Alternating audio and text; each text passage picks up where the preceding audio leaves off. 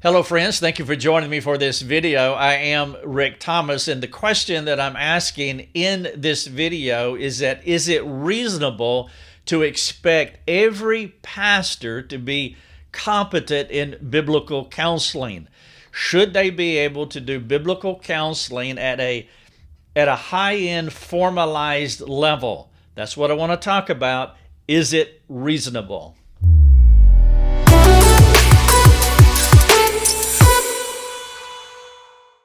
Expecting a pastor to be a biblical counselor at the level that I am addressing in this episode, let me go ahead and say it's not reasonable. And if pressed too much, that expectation could prove to be uncharitable. Now, I have heard a few Christians, now usually folks who are hurting and they're not receiving the help that they desire, they will use words like clueless, oblivious, the pastor has no understanding, and they will place these unfair and unrealistic descriptors over every pastor. And oftentimes they make sweeping characterizations about all pastors. Now, the question that you may want to ask, are there some clueless and oblivious pastors? Well, of course there are. Those folks exist in every profession, the auto mechanic, the doctor, the pastor. And so my remarks here, I'm not going to be as broad and general in the other direction as though every pastor is awesome. There are a minority of pastors who aren't good at what they do.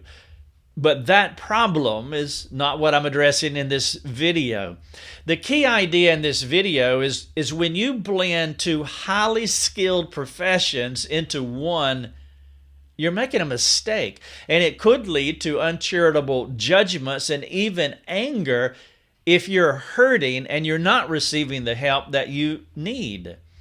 There is a role that pastors play in the lives of their congregants, but it's not an omnicompetent one. And so, first of all, let's take a look at there are two general categories of people with problems. There is this massive group that most of us are a part of, and it's what I would call the people with the run-of-the-mill issues. All of them can fit into one bucket, and the issues are not as intense or maybe not as time-consuming, probably not as complicated. But then you have another group of people, it's a smaller group, and these are the folks with acute, long-standing, and deep-seated issues that require a trained professional. Now, I'm using the word professional in this context to only imply a person who is competent at counseling with God's Word. I'm not talking about a secular therapist who does not hold to the sufficiency of Scripture worldview. When a person's problems hit a specific level of intensity and complicatedness, it's unreasonable to expect a pastor, every pastor, any pastor, to know how to navigate through those waters. Now, some pastors do have that level of competency, but I'm talking about every pastor. And what happens is that the hurting and frustrated people, they will begin to criticize their pastors, and they will compare them to a secular psychologist who happens to be a trained therapist or maybe a seasoned author. And when you compare it to that type of individual, you're really comparing apples to oranges. They are comparing their pastor to a person who has spent years, if not decades, studying the topic in which they are proficient. These hurting folks map the proficient person over their pastor, and they demand that he have the same skill level. I dare say that 98% of the pastors in the world, they would not have that skill level, and neither should they. Being a pastor and being a highly trained, gifted biblical counselor, those are two different things. Now, maybe you have a biblical counselor on staff, and that is his job. That would be accurate and that would be proper. But just a pastor, expecting him to be a full-time pastor administrating the church, and then a biblical counselor who is dedicated to that one profession, those two professions are two different things that require different personality types, different gift mixes, years of dedicated to training in their unique disciplines. No pastor who receives theological undergrad or postgrad work gets the necessary training to be a biblical counselor at a high level, a formalized level. What he does receive is training to be a pastor, but not someone who can counsel all comers. And I'm talking about high-end formalized counseling sessions. These pastors in training, going through their academic rigors, they will receive typically a pastoral counseling class, which in many cases, unfortunately, is an integrated mix of theories that you will hope that they won't remember. But a semester of counseling, even a good one, is a far cry from spending 4 years in an undergrad counseling program or 2 years in a master's level discipline. A cultural analogy is a CEO, the individual with the training to run the entire operation. Now, nobody would expect him to have the ability to know all there is to know about every area of the organization. And so the CEO hires a CFO or a COO who have spent years learning their disciplines. It's the pastors who try to wear all the hats that don't do well. Now, I realize some of them have no choice because of finances or the size of the church, but it would be like expecting me to be an expert in every aspect of our ministry. You're talking about administration, fundraising, marketing, tax law, finances, business management, web development, marketing, podcast production, video production, and there's a whole lot more that I do. Should I have the ability to operate at that level in disciplines that are so dissimilar? Or should I have the skill and training to do the two things that fit my job description, which is content creation and leadership development? Well, pastors have a similar tension and responsibility. They are supposed to have the gifting for teaching God's word, which is the one thing in Paul's description in Timothy that makes him different from everyone else. The other qualities in 1 Timothy 3, they are character related, and those are the things that every Christian should exhibit.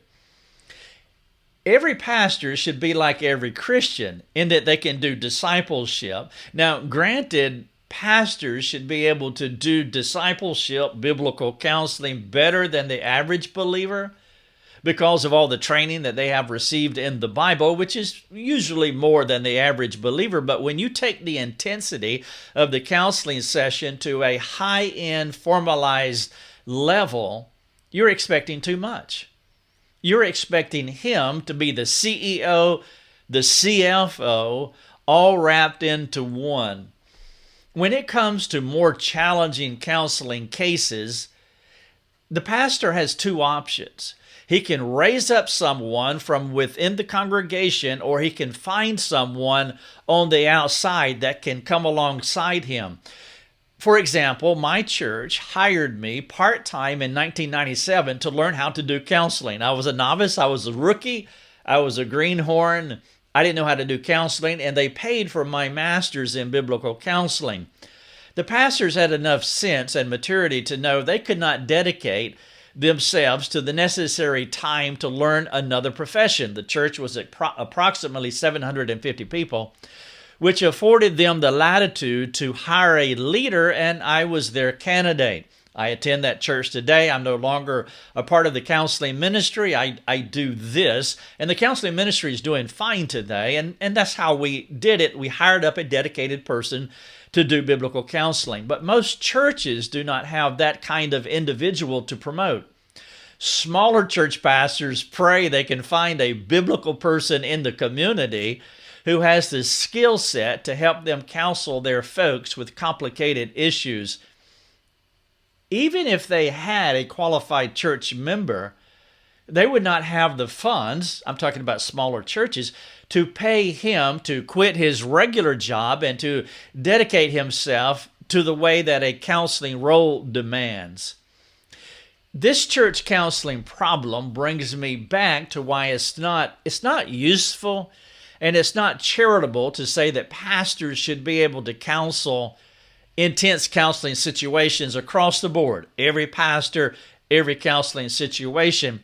There are only a few students who can counsel at the required level, as some counseling sessions require. I'm talking about the students in our mastermind program.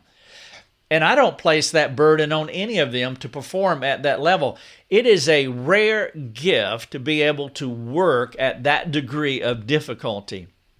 But it's because of this need in the church for highly gifted, dedicated, trained people, Christians, to do biblical counseling. It's why we do what we do. I mean, we could theoretically train 1,000 students, and honestly, only find 2 to 5 who have the skill set to counsel at the level that I'm addressing here. Now, this reality is why the idea of a certified biblical counselor, it connotes the wrong thing. There is only a minority of certified counselors who have the ability to counsel these more complicated cases. We have had pastors in our mastermind program, and we currently have one in our training. And I have never thought of him as being clueless or having a lack of understanding or being oblivious. This student is an associate pastor who has spent years learning how to study and teach the Bible, plus the other requirements for operating a local church. And now he's putting himself through more training to learn biblical counseling. I would call that amazing grace, but there's more. He has a demanding family with children with physical disabilities. His schedule is brutal. The demands of the church never cease, and some of his children will more than likely always need his care. He and his wife may never be empty nesters. Now the question is he clueless? Does he lack understanding? Am I reasonable to label him as such, even though he's not at the place to where he can do high-end biblical counseling, formalized at this level? Well, no, but I take my hat off to him because he's learning how to do biblical counseling. But I would not expect him to do high-level counseling for his local church unless it would depend on 2 things. One, he has that type of gifting, which is yet to be determined. And then number 2, if his church moved him over from being an associate pastor to exclusively working as the counseling and training pastor. The person who does counseling for the acute, intense, complicated situation, they have spent years learning how to do that. And you want them to have spent years learning how to do that. They also have the time to invest. Not everybody has the time to do that. As I've just described with this pastor, would you expect him to have the time to invest in years to be able to learn at that proficient level? I mean, he may if they move him over, but they have spent the time to invest in what it takes to care for souls at that level. The job that I'm describing here is not part-time. It would be appropriate to think of this person as a professional in this context. Malcolm Gladwell talks about the 10,000 hour rule, which is the amount of time he says it takes to become proficient at a craft, no matter what the craft is, like say a musician, but most definitely becoming a biblical counselor. Now that time frame may be arbitrary, but his perspective is not. You could flip this around by saying if you expected the biblical counselor at the local church to perform the other roles of a pastor, that would be unreasonable as well. If he's going to care for and equip souls well, you must leave him alone. Let him bury himself in his craft and don't saddle him with all the other roles of a pastor. It's the pastor who has to be all the professionals within the local church. Those are the ones that labor under a severe burden. The pastor who longs for that person to come alongside him to take that role from him, he needs our prayer, not our critiques. But I do understand the tension that church members have when their problems rise to the level of the acute and they can't find the help they need. But shackling a pastor with the responsibility of being the expert and then complaining when you realize he's not the right solution, well, that's not the right response. you will not receive the help you need. But more than that, you'll also shoot yourself in the foot by alienating yourself from pastoral care by having a critical spirit. That type of attitude toward any pastor or toward any church or church leadership, that's what we call a complicating problem. What you have is an intense personal or relational issue that you come to counseling for, and then you sinfully react because your church does not come through for you. You have two problems now, the original problem and a complicating problem. The truth that I'm sharing with you has no easy answers, and I do understand that. But you can't demand or manipulate a solution out of thin air just because you are hurting. Once you step across the aisle and see the issue from the pastor's perspective, which is one of the reasons I was trying to share with you about our student, who is also an associate pastor, you begin to realize that you don't have all the answers. And your heart begins to grow in humility and even gratitude as you labor under the burden together with your leadership of your church. But you still have a problem. And your church may not have a skilled position player or someone even in the community to help you. And so your first call to action is to pray for your pastor, pray for your church, pray for your leadership, and then maybe you can pull alongside him. What if you became part of the solution? Now, you can do this in several ways. Perhaps you can find that trained person in your community because he's not in your local church. This need is one of the reasons that we do what we do. It's one of the reasons for the existence of this ministry. It is our way to come alongside a local church. We're not the only solution, and I don't want to communicate that, but we can help in a small way. Another thing that you can do, for example, if you need a recommendation for a biblical counselor, there's a link on our website where you can find that recommendation, and perhaps you can find someone who is close to you or maybe in your area whom you can meet with face to face. You can also choose to become a joy to your pastor. Maybe you could ask your pastor that question if you are a joy. A part of the church member's job is to be a joy for the shepherd who brings care to you. And that's why I was talking about earlier that you don't want to shoot yourself in the foot and alienate yourself from him. Now, maybe if you have the ability to be able to bring advice to your pastor because you have the experience to do so, then I would encourage you to do that. Now, when I say experience, what I'm saying is that not necessarily have an understanding of the problem, but that you're competent enough to advise and even counsel. See, one of the problems that some folks have is they equate understanding the problem because they have gone through it with qualification. I can counsel somebody through it. I don't want you to fall into that trap. They fall into they don't understand me trap, talking about their pastor, because the only thing that the hurting person understands is understanding the problem, but they don't have a solution either. And you will hear them say, they have not walked in my shoes, so they can't understand me. It's important for you to understand that having an understanding of the specific misery that you are going through and being able to walk someone through it are not necessarily the same things.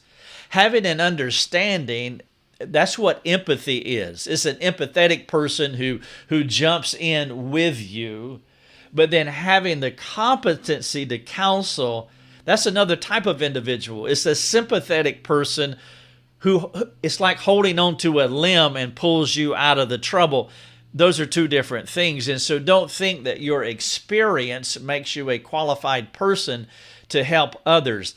Many folks come to us because they have gone through something, but few of them have the gifting to be formalized biblical counselors. My appeal to you would be, don't promote yourself to an authority position based on your difficult experience. One of the allurements of secular counseling is that they too can describe the problem that you are going through. And what happens is that these hurting folks, that's appealing to them because they can understand my problem, but they're not able, the secular counselor or therapist is not able to walk them through it. I remember years ago when I went through the darkest time of my life, I had a significant understanding of what I was going through, and it was beneficial to have someone who understood as well.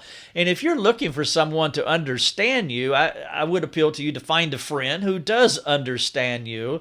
But if you want someone to help you to change, then you might have to find someone else.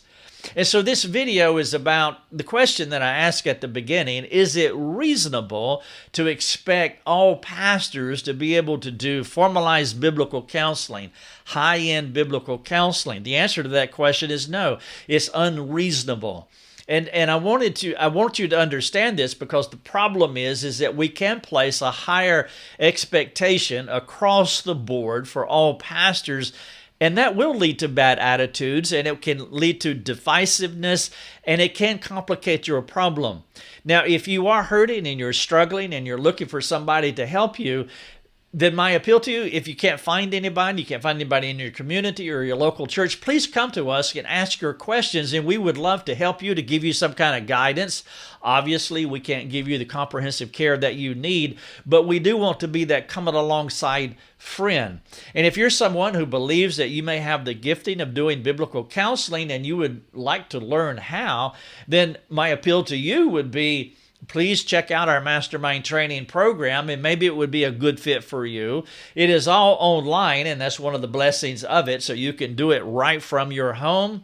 And if we can serve you in either way, through a counseling situation you're going through, or if you want training in discipleship biblical counseling, please let us know. Thank you so much for watching.